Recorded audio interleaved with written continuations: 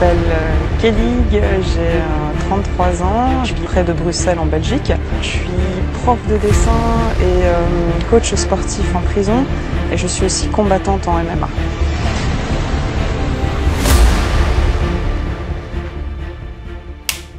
On est parti? Comme vous voulez. Ok. Kelly, ça va? Ça va et toi? Ouais, ça va. Oui, Merci. ben voilà. Merci d'être venu pour le Sportcast. Avec plaisir. Est-ce que tu sais te présenter un petit peu? Je sais que tu n'es pas toujours à l'aise au début avec les caméras, mais vraiment, moi, c'est le plus Kelly cool qui possible. fait un son, Valkyrie. Donc voilà, je fais du MMA, je suis coach sportif en prison, prof de dessin.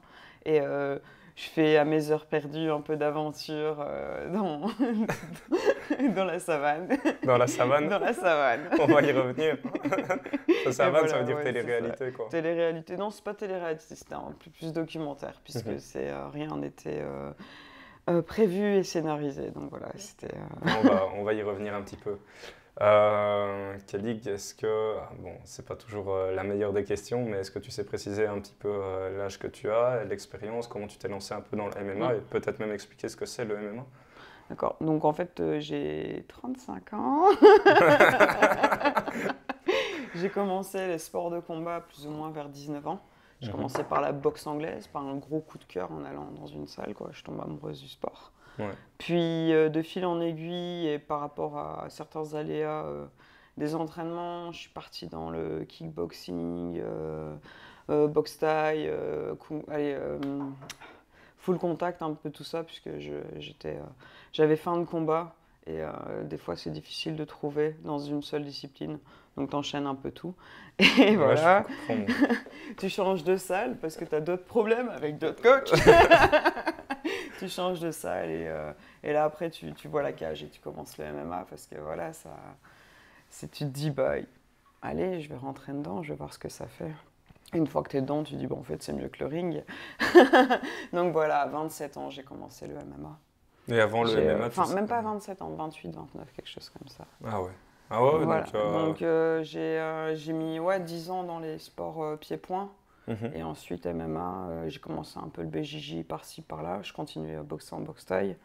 Et il y a 6 ans, je me suis lancé, quoi. Ok. Donc, voilà. Et avant le MMA, tu faisais déjà des sports de combat, mais pas des arts martiaux? Comme je dis, c'était boxe anglaise dans un premier temps, pendant 4-5 ans. Ensuite, kickboxing. Et c'est des arts martiaux dans un sens, mais c'est pas... Voilà, c'est une des multiples branches de ce que tu peux faire, quoi. Ok. Tu faisais déjà des combats avant de commencer le MMA? J'ai fait des combats en boxe anglaise 6 mois après que j'ai commencé. Je sais pas, j'étais appelée par ça et je suis une compétitrice à la base. J'ai toujours aimé un peu la compétition, quoi. J'aime ça. J'ai mes parents qui sont assez sportifs. Ma maman, c'est plus pour elle-même, pour le bien-être. Et mon papa, il a toujours fait de la compétition quand il faisait des sports. Donc je crois qu'il m'a toujours amenée à la compétition. Et tu disais que tu avais commencé à 19 ans. Est-ce qu'avant les 19 ans, tu faisais rien du tout ou Avant mes 19 ans, j'ai fait beaucoup de sport quand j'étais pré-adolescente. Et à l'adolescence, j'ai eu des gros problèmes. Je me fracturais tout. Je faisais un truc, je tombais, je cassais. Donc en une année, j'ai été...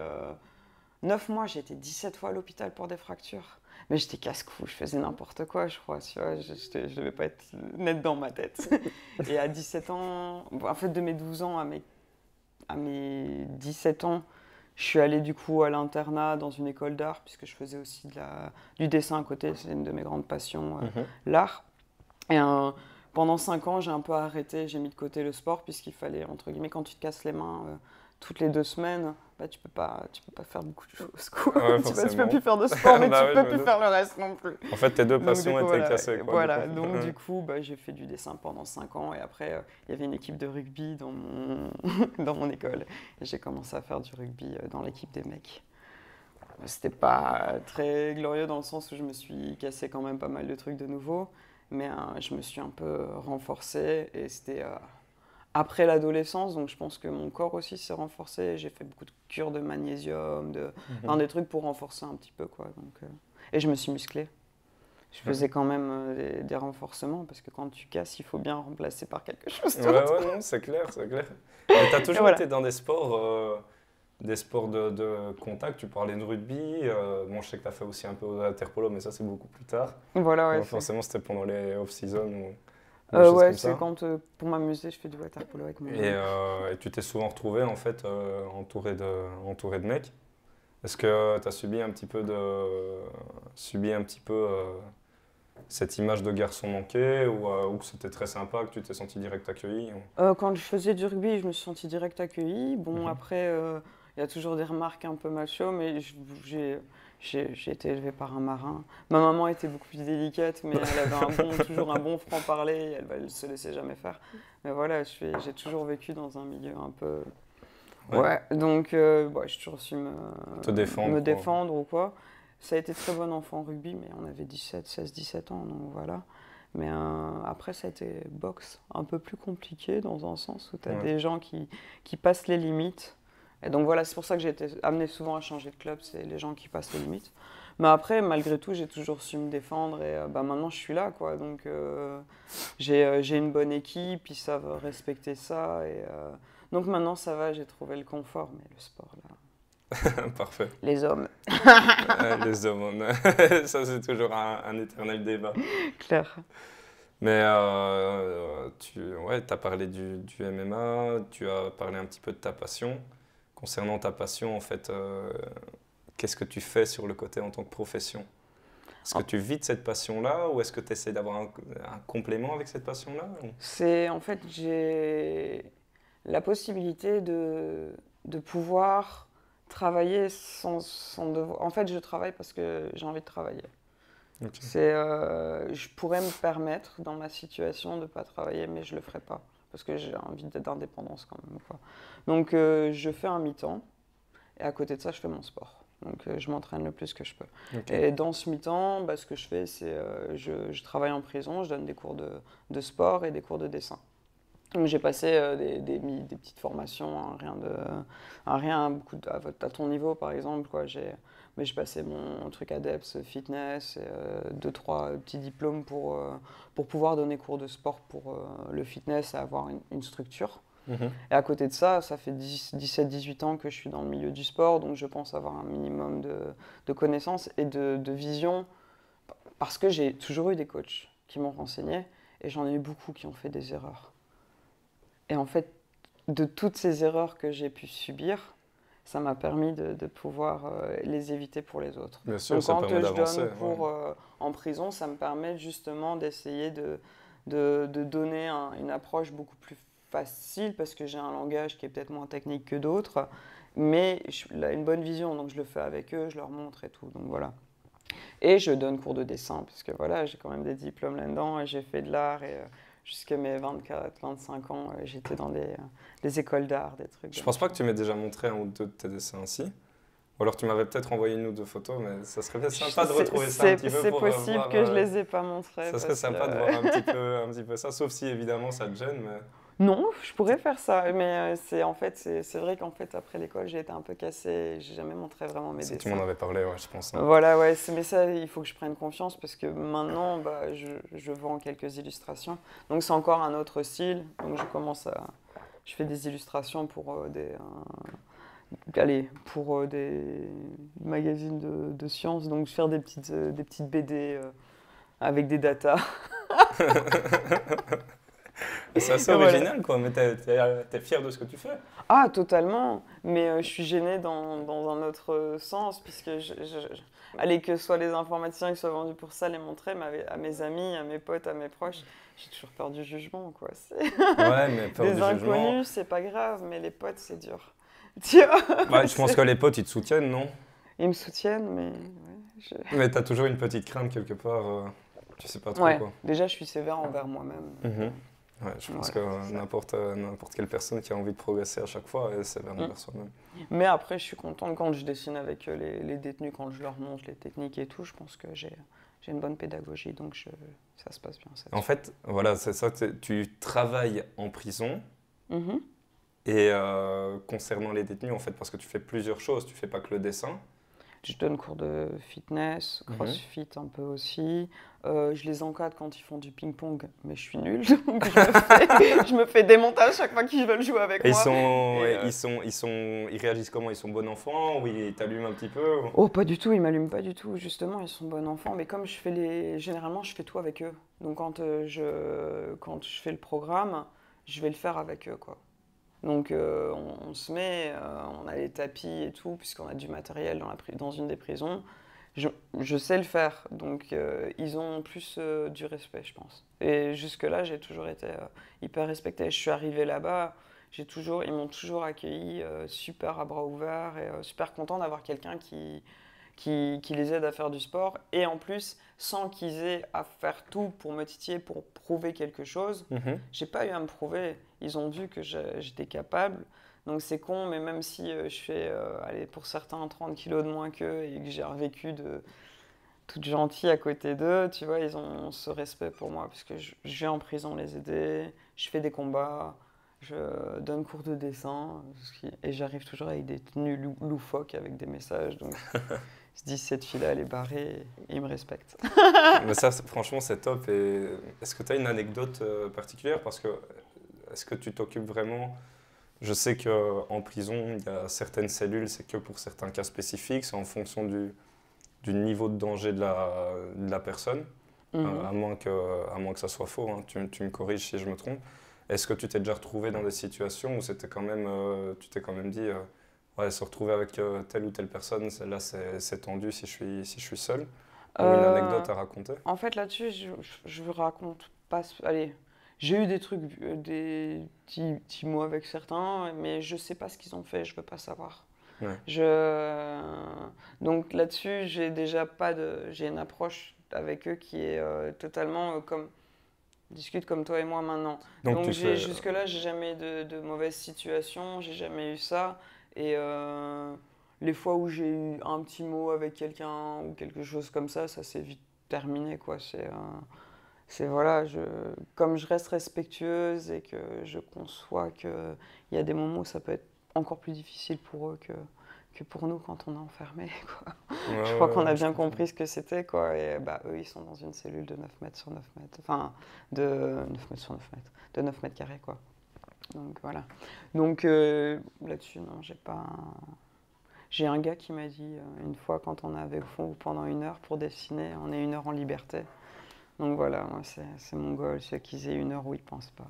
Donc, C'est sacré objectif, hein. C'est quand même quelque voilà. chose. Et Quand même quand on te le dit, bah, tu te dis, ouais, j'ai tout gagné. Ouais, t'as Et réussi. quand quelqu'un te dit en sortant, qui te retrouve, moi généralement, je n'ai pas le droit et je communique pas avec les détenus une fois que c'est pas dans la prison, mais recevoir un message ou croiser quelqu'un et dire, ah, je continue le sport, et le voir comme ça fait, putain, tu te dis, j'ai réussi quelque chose, même si c'est une personne sur 200, tu te dis, Ouais. putain, ouais, j'ai au moins sorti quelqu'un, allez, donner cette envie de continuer à quelqu'un, quoi. C'est assez dingue, hein, quand même, parce que ouais, on entend un petit peu tout, il y a toujours des a priori. Est-ce que toi tu penses que, par exemple, il y a des personnes qui sortent et qui sont tout à fait capables de s'en sortir, ou pour la plupart ils replongent? Bah, le problème, c'est que quand tu es en prison, enfin, voilà, tu te fais bouffer un beau carnet d'adresses, quoi. Mm. Donc des fois, c'est des petits gars et un peu plus influençables, et du coup, ça craint. Mais il y en a qui cherchent tout, qui font tout pour s'en sortir. Le problème, c'est la structure, elle fait que c'est compliqué de s'en sortir. Ouais. Donc ça replonge. Ouais, Après, c'est je vais dommage. pas refaire le système judiciaire de Belgique et les problèmes qu'il y a en prison. Ouais, mais là, Mais là t'es voilà, vraiment le problème, au c'est que cœur du voilà. débat, quoi. Et en ce moment, c'est encore pire, quoi. Parce que voilà, on est dans une situation où Ils restent enfermés tout le temps dans leur ils 9 mètres ont, carrés, là. je pense, le droit au... Moi, pour le moment, je peux pas travailler, mais ils ont le droit à aller au préau. Mais les visites, c'est compliqué. Je pense que, je sais pas si ça s'est assoupli, mais C'est chaud, quoi. c'est compliqué. Et ils sont pas d'activité. Donc voilà, ça, c'est pas cool. Mais par contre, à partir de lundi, je suis contente parce que je vais reprendre un semblant d'activité pour moi-même, mais surtout pour eux, ça va être bien. Il y a des visiteurs sociaux. Et donc, c'est arrivé pour juste discuter, hein, discuter avec quelqu'un, quoi, avec un détenu, quoi, pas spécialement de sa situation. Et là, moi, ce que je vais faire, je vais y aller et je vais avoir des rendez-vous d'un quart d'heure avec les détenus que j'ai déjà eu en cours dans les cours précédents, et on va discuter et essayer de faire un programme pour qu'ils se motivent eux-mêmes en cellule. Donc moi, je leur avais déjà donné ça régulièrement, mais là, je vais faire vraiment un truc spécifique avec des cours programmes qui peuvent faire un quart d'heure dans un espace limité où tu te retrouves pas à suffoquer et tout. Donc on va essayer de mettre ça en place et on va voir. Donc je recommence lundi, ça. Donc je suis contente. Ça, c'est une bonne nouvelle. Voilà, c'est une bonne nouvelle Permet pour de bouger moi. un peu. C'est une demi-journée là-bas, mais c'est une super nouvelle pour eux parce que ça va donner un petit peu de motivation, quoi. De voir d'autres demi-têtes. C'est assez dingue hein, quand même, comme métier. Hein. C'est pas tout le monde qui fait ça. Bah, franchement, quand j'ai commencé à faire ça, les gens, mes parents et tout, ils se sont inquiétés en disant Ouais. Attends, mais tu vas aller Enfin, c'est pas comme ça. Enfin, allez, c'est déjà quand t'es gardien, les gens. Mais quand tu fais ça, en fait, moi j'arrive habillée lambda et je donne mon cours de sport, quoi. Je suis civile, quoi, tu vois. Donc c'est assez drôle, quoi. Mais c'est vrai qu'il y a beaucoup de gens. Je pense qu'il faut avoir de l'empathie, il faut avoir l'envie. Mais c'est plus facile que de travailler dans une école, je trouve. C'est gratifiant. Pas c'est gratifiant, c'est que les gens qui sont là, ils ont soif d'avoir quelque chose. Dans une école, ils n'ont pas spécialement envie de faire du sport, c'est parce qu'on les oblige. Là, ils viennent parce qu'ils veulent faire quelque chose en dehors de leur cellule. Donc, ils sont motivés. Il y en a qui ont des objectifs. Et quand ils voient que ça commence à marcher, il y en a qui ont perdu 10 kilos. Donc, voilà, ils ont un petit peu diminué l'alcool. Bon, après, en prison, tu ne peux pas en boire beaucoup, mais ça leur a permis de juste changer, en plus d'arrêter quelque chose, d'avoir quelque chose pour le compenser, mais quelque chose de sain. Donc, c'est cool, quoi. Et il y a un gars qui a publié un livre en dessin. Non, ça c'est solide. Donc moi, je n'ai rien apporté. Le gars, il savait déjà dessiner. Donc il venait à mes cours. Donc par contre, du coup, il avait les crayons. Il avait vraiment plus de possibilités que juste le bic et le crayon HB, tu vois. Donc du coup, quand il était en cours, on avait une autorisation pour qu'il puisse amener en cellule des crayons un peu plus gras et un peu différents du niveau de texture, d'avoir de l'aquarelle et tout. Donc on avait un accord avec la direction et tout. Et du coup, il a pu vraiment dessiner. Il a fait 200 dessins en noir et blanc. À chaque fois, il venait au cours, on corrigeait, il en faisait des nouveaux et on essaye de voir, puisque comme tout le monde, même si tu dessines super bien, quand tu as un regard extérieur, moi je pouvais me permettre de dire ouais, regarde ça parce que j'avais le regard extérieur et j'ai la technique.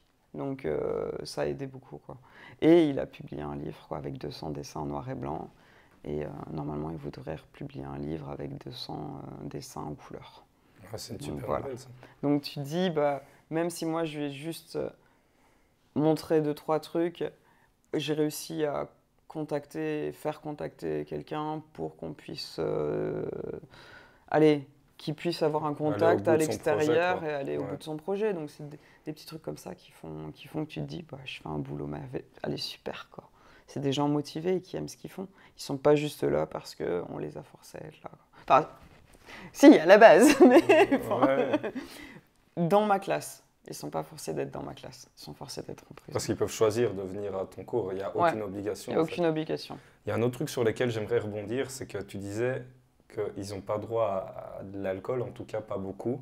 Non, pas le droit du tout. Pas le droit du tout? Non. Non, ok, il me semble bien, parce que je me dis, tiens, purée, c'est bizarre, est-ce qu'ils ont droit de l'alcool? Mais pas beaucoup, c'est juste parce qu'ils trouvent des solutions pour en avoir. Ils trouvent toujours des solutions, je pense, tu vois. Ouais, ok, d'accord. Donc, on n'est pas dans Prison Break, mais c'est un peu le même délire, parfois. Ouais, je pense que c'est une prison où t'as 800 détenus, quoi. Tu vois, t'as 800 détenus et t'as pas mal, il y a toujours moyen de trouver des solutions, quoi. Ok, ouais, je comprends. Ok. D'accord, ok, je comprends mieux. Ouais. Et on va... Macérer les fruits, hein, tu vois, tu macérer tes fruits. Parfois, il faut se faire plaisir. On va parler de... Alors, tu disais que c'était pas de la télé-réalité, c'était plus un documentaire.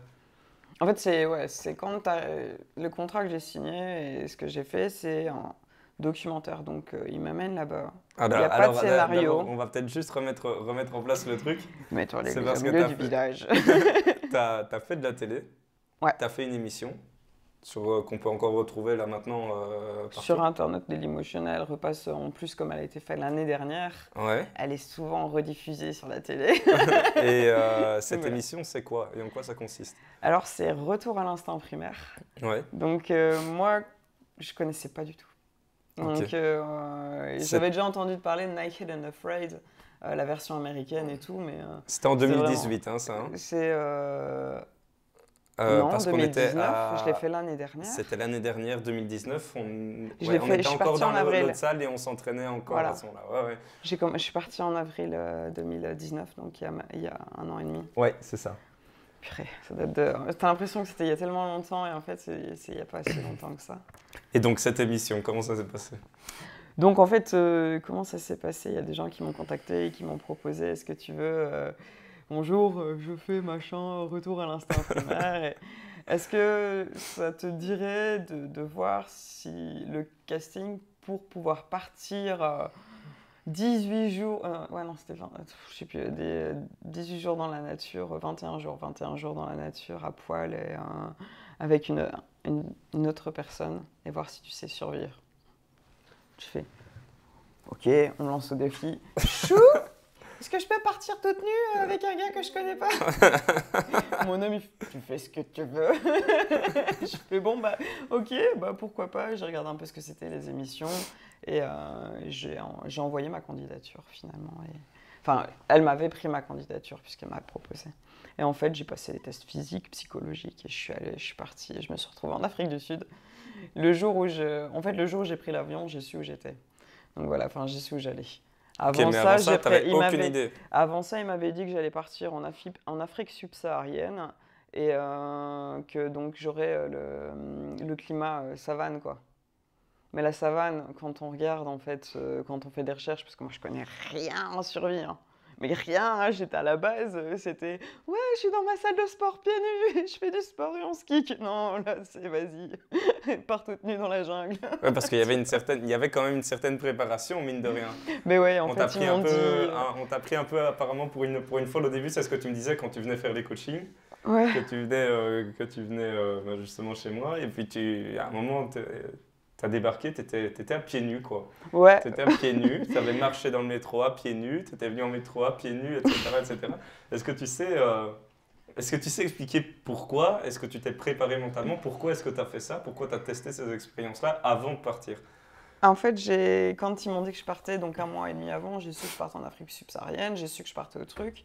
Et quand j'ai eu toute la réponse des tests médicaux et tout, on m'a dit, bah, il va falloir te préparer, hein, puisque j'ai fait un casting avec le gars de la survie. Il me dit, voilà, physiquement, bah, t'es bien, mentalement, je pense que ça ira, t'as quand même de la logique. Bah, j'ai pris des bouquins, voilà, mais il fallait aussi apprendre techniquement.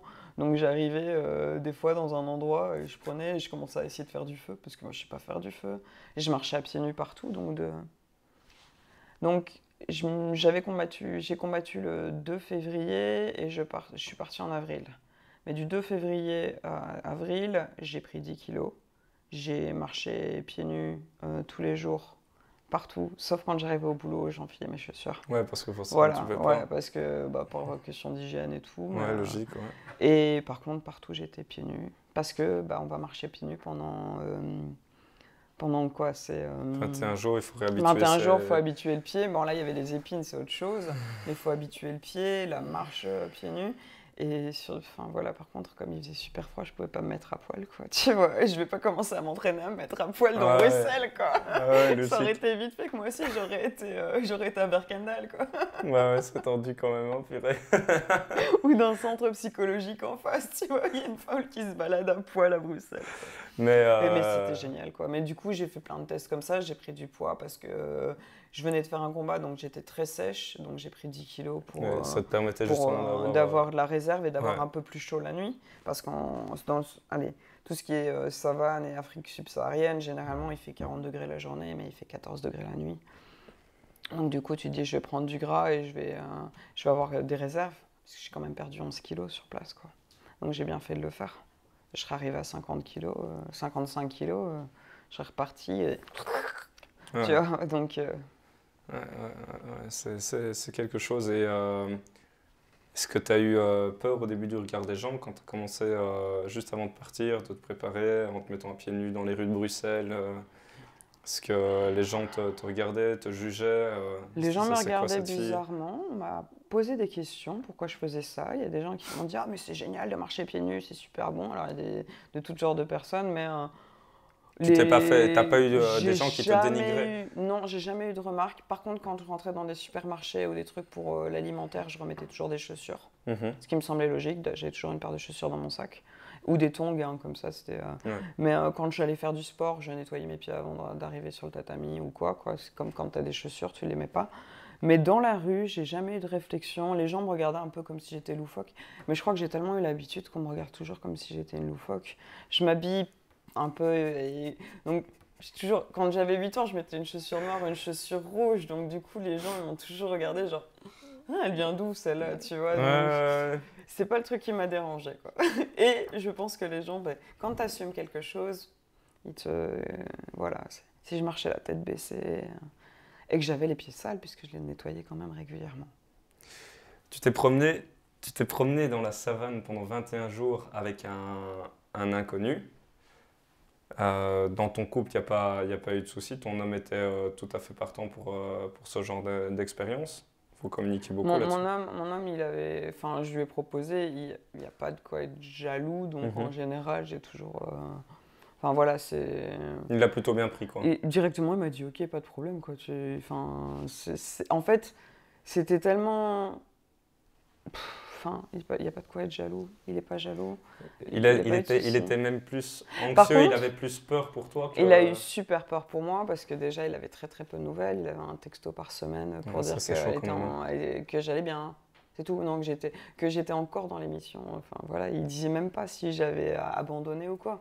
Donc c'était juste, ça va, Kelly est en bonne santé, quoi. C'est tout, quoi. Donc il a plus stressé pour ça.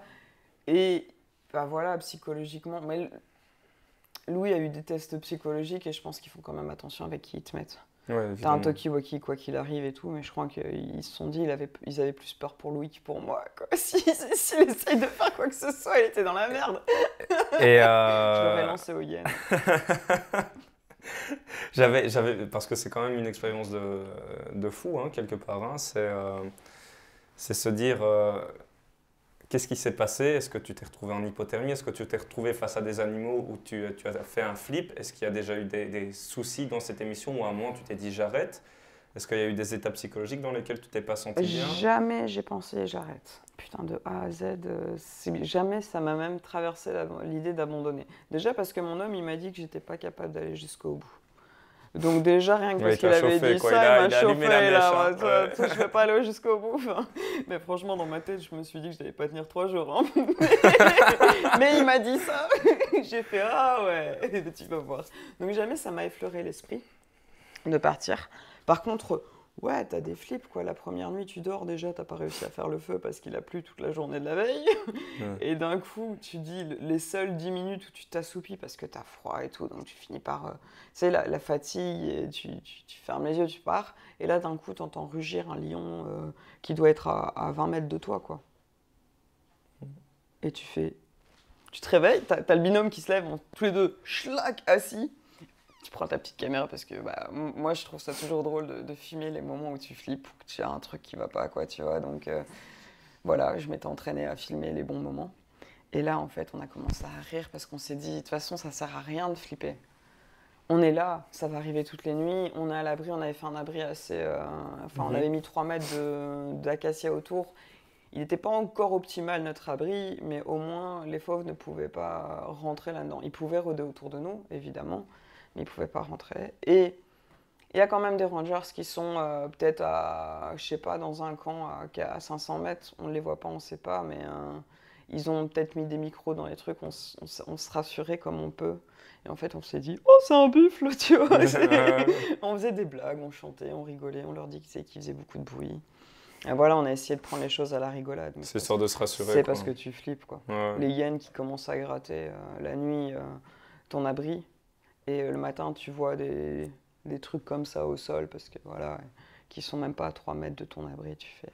Ouais, tu restais quelque chose, quoi. Tu t'es pas rassuré, quand même. Et à la fin de cette expérience-là, est-ce que tu avais perdu beaucoup de poids? Qu'est-ce que tu en tires comme bénéfice, en fait, quelque part? Parce qu'il y a pas mal de choses qui ont changé. Quand tu es revenu vers moi, tu m'as dit, écoute, là, je pense qu'on avait été manger un morceau. Ouais.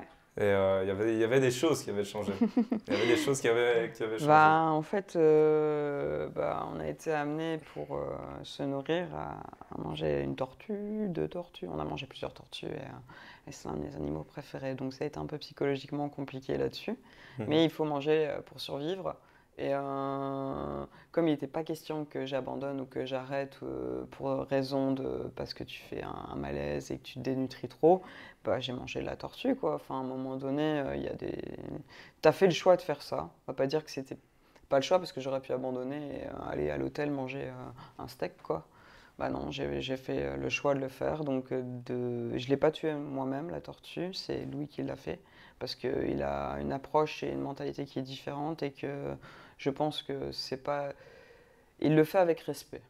Donc ça c'est déjà important, c'est pas tuer pour tuer, donc c'est tuer pour manger. Et donc c'est lui qui l'a fait, c'est lui qui s'en occupait. Mais moi ça m'a traumatisé, je n'arriverai pas à tuer quelqu'un, et donc je ne mange plus de viande. Plus de viande, plus de poisson, Plus de viande, plus de poisson, les produits laitiers, trucs je mange encore. Mais la viande, la fibre et tout, ça m'a. C'est physique, mais c'est aussi c'est psychologique, mais c'est aussi plus, quoi, physique. vraiment, Et en fait, peux la fibre, l'idée, ça me donne pas du tout envie, quoi. T'es passé au burger végétarien alors. Voilà. Mais ça va, voilà. Je cuisine beaucoup, mais il y a certains trucs. La dernière fois, j'ai goûté un truc végétarien, faux poulet. Ça m'a dégoûté parce qu'ils avaient tellement reproduit Le goût du poulet. la texture et le goût que ça m'a bugué. Et parfois c'est bizarre, hein, ça justement de se dire, ok, je mange végétarien, mais je veux retrouver le goût de la viande, quoi. Voilà, c'est ça, c'est dans ces cas-là. Enfin, c'est bizarre, mais chacun a un avis différent, parce qu'il y a des personnes, tu vois, si tu es végétarien depuis le début, ça peut être vu différemment, mais quand tu passes d'omnivore à différents trucs. Mais non, mais la viande voilà, je pense qu'il y a eu un choc quand même psychologique là-dessus. J'arrive pas à en mettre dans ma bouche. Donc du coup, le truc qui ressemble trop, ça me va pas quoi. Donc du coup, je cuisine beaucoup et je m'amuse. Je fais mes steaks moi-même, donc comme ça, avec beaucoup des haricots, des trucs comme ça. Ça fait un peu un goût de chili dans ton burger. Et au niveau de tes performances sportives, est-ce que tu as senti une différence par rapport au changement de régime? Pas par rapport au changement de régime, par rapport peut-être la reprise. Peut-être, je sais pas, j'ai eu un truc qui a changé. Bon, après, j'ai pas fait des belles performances derrière. Donc, je sais pas si c'est dû à ça. Je pense qu'il y a peut-être Allez, j'ai peut-être moins d'énergie. J'ai eu moins d'énergie dans un premier temps, mais je pense que c'est surtout par rapport à la fonte musculaire, par rapport à la reprise. J'ai peut-être pas fait de manière adaptée et j'ai repris trop vite d'une manière peut-être pas bonne. J'ai pas fait. Le problème, c'est que j'aurais perdu en faisant des belles performances, je dis pas, mais c'est pas les meilleures performances que j'ai fait. T'étais pas dans un mood qui te permettait d'être à 100%. Donc, suite à cette expérience. Donc du coup, je pense que c'est moi qui ai mal géré ça. Après, j'ai eu des bons adversaires. Hein. Donc du coup, je retire rien à leur victoire. Hein. Peut-être j'aurais été en forme, elle m'aurait démonté aussi. Hein. Donc c'est pas que le fait que j'étais peut-être pas à 100% physiquement, mais j'ai eu des adversaires qui étaient à 200%, donc même à 100%, j'aurais peut-être perdu. Et puis il faut remettre les choses dans leur contexte aussi, je pense, parce que tu es passé pro chez Cage Warrior, c'est ça? Non, je suis passé pro, je suis allé à Made for the Cage en octobre. Donc le niveau est monté d'un cran directement, tu as eu cette expérience-là. Ouais. Et puis tu t'es retrouvé où il faut retrouver un niveau pro en MMA. En fait, j'ai fait 2 combats avant. Ouais, j'ai fait un combat que j'ai perdu contre Kennedy Freeman. Et c'était pour les championnats d'Europe pour Made for the Cage. J'ai perdu contre elle pour mon premier combat pro. Ensuite, j'ai combattu Lily Panagerico qui était... En Angleterre, ça? Premier en Angleterre, ouais. Okay. Deuxième, j'ai fait avec le Cage Warrior Academy Bruxelles. Ouais, j'étais là. Donc voilà, avec Lily Panagerico et qui s'est fini assez rapidement. Et après, je suis parti. 2 mois après, je suis revenu, j'ai combattu en octobre. Donc en fait, comme j'ai pris beaucoup de poids avant de partir, je suis revenu à mon poids.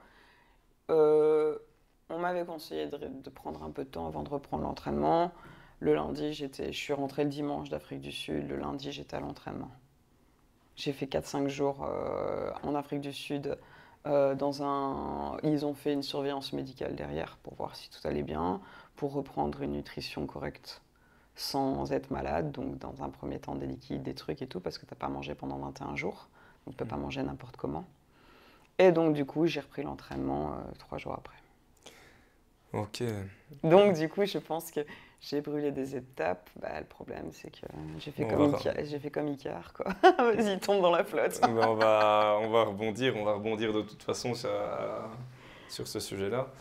Mais peut-être, histoire avant de boucler le podcast, est-ce que tu as des objectifs, que ce soit repasser à la télé dans des émissions, des combats en MMA, est-ce que tu as encore des objectifs à ce niveau-là? Est-ce que tu as même niveau professionnel? Ah, évidemment, j'ai des objectifs. Je compte combattre, je compte un jour rentrer dans une grande organisation, je sais pas laquelle. Franchement, je suis juste féru de combat, j'aime ça et j'ai envie de combattre. Et bah, j'avais un bon palmarès en amateur, c'est pas du tout le cas en pro. Et au moins, retrouver Tes revanchardes. pas revanchard, je me mets le défi de réussir avant ma fin de carrière, de repasser en positif. C'est une bonne chose. Et tu C'est penses, au moins je finirai, allez, et finir bien, quoi. C'est mais vrai. tu penses que ta fin de carrière, tu la prévois déjà qu'à un moment, ou tu te dis tant que ça va, moi je vois pas l'intérêt d'arrêter? Tant que ça va, je continue. Parce que il y a des combattants qui peuvent durer jusqu'à 42, 43, 44. Oh, mais totalement. Moi, je pense que je peux aller 40. Après, j'ai aussi mon passif de je me casse tout qui est là, quoi. Ouais. Mais moi, je me vois. Allez, je vois pas de fin de carrière avant mes 40 ans. Donc, j'ai encore Ça va, t'as de la marge encore. minimum 5 ans. Et derrière, on voit comment je suis. Parce qu'à un moment donné, il faut quand même penser que. Bah, c'est pas les 40 ans à ce moment-là. Il faut se dire qu'à 60-65 ans, je vais quand même galérer quand je vais être toute comme Ouais, ça. c'est ça. Parce que j'aurai mal partout. Ah, Quoi. c'est quand même traumatisant pour le corps humain de Voilà, recevoir c'est des coups, ça. hein, d'en Ouais. donner et de recevoir. Oui, et bah, de prendre des coups, mais les clés, les trucs, les machins, tu sais, des fois tes articulations elles prennent cher, quoi. On va pas dire que je suis au niveau des genoux et la mieux garnie, quoi. Et au niveau, oui, ça c'est vrai. Granny, Parce qu'il quoi. a fallu, il a fallu passer par pas mal Ouais, il y a de eu pas travail mal avant voilà. de savoir retrouver une certaine mobilité. Ça c'est clair, je m'en rappelle. Voilà. Ça a duré longtemps.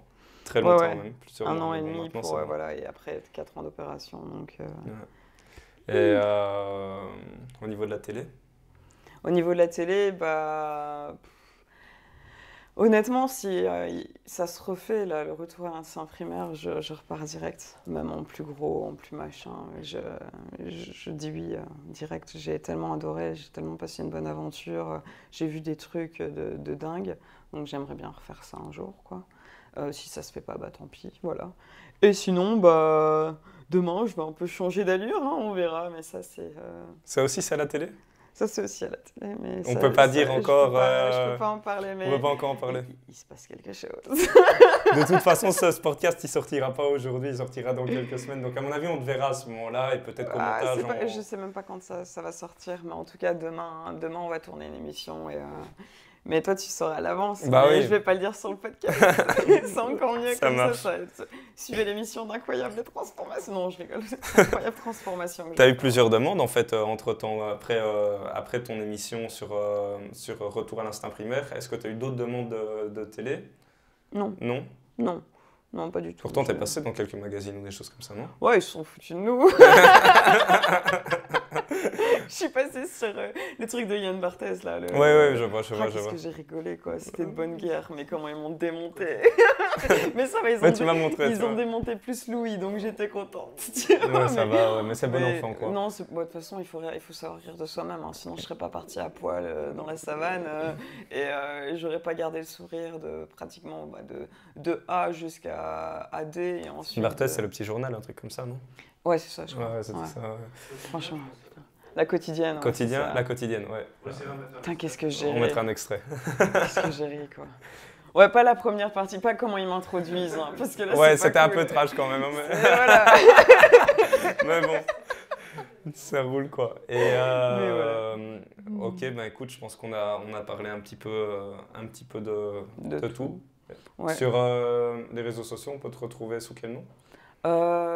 Oula, je suis pas... Non, Kelly Valkyrie Pinson. T'es sûr? Sur Facebook, Ok, mais sur je vais Facebook. vérifier le Instagram. Pour te suivre au niveau Oh de tes la combats, honte, de la ta honte, je sais même carrière pas mon truc en dehors de ta Instagram. carrière privée. Ah. Ouais. Et attends, mon Instagram, c'est quoi? C'est Bah, il y a Valkyrie, c'est sûr, hein, mais... Kelly Valkyrie MMA. Ok. Voilà. C'est pas mon nom de famille. Donc c'est Kelly Valkyrie Pinson sur Facebook et Kelly Valkyrie MMA Parfait. sur Instagram. Et j'ai trop honte parce que je me suis bien plantée là-dessus. Il n'y a pas de souci, tu sais, tranquille, quoi. Mais voilà. Mais écoute, ça va, super. Bah, merci en tout cas de m'avoir invité à faire ça. Ça C'est fait top, plaisir. Je suis super contente de t'avoir vu. Et des programmes que tu me donnes. Parce que regardez, hein, je garde la ligne malgré le confinement. Écoute, on fait en sorte, hein, on fait en sorte de rester, actif. Ouais, Voilà, c'est ça, important. hein, C'est le plus important pour le moment. C'est parce qu'il faut rester actif physiquement, faute de pécuniairement. Mais écoute, Kelly, merci beaucoup, c'était super. Merci à toi. Et à la prochaine. À la tout prochaine. simplement. Ok, bien. Bonsoir, bonne nuit.